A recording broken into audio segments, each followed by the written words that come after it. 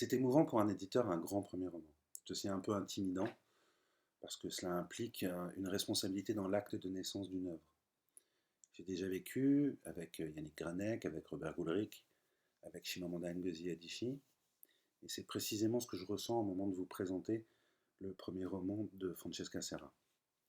Elle a menti pour les ailes est une fresque sociale sur la génération des milléniaux, au moment où elle va devenir la génération Z, c'est-à-dire au moment où, de façon inconsciente, ces protagonistes commencent à avoir l'intuition de leur propre obsolescence. C'est l'histoire de jeunes gens dans une petite ville du sud-est de la France, à qui l'on reproche de croire que la vie ne vaut d'être vécue que sur les réseaux sociaux, mais sans trop leur donner de bonnes raisons de penser autrement. C'est un roman sur l'arrachement à une narration collective virtuelle par la meute, le sentiment d'appartenance au clan, le corps et la pulsion. C'est l'histoire d'une jeune femme trop belle, beaucoup trop seule, une héroïne qui, comme beaucoup d'autres avant elle, cherche les preuves d'une existence qui ne se résumerait pas à une vie. Et comme beaucoup d'autres avant elle va se rendre compte qu'il y a un prix fort à payer quand on se révolte contre les petits dieux de son époque.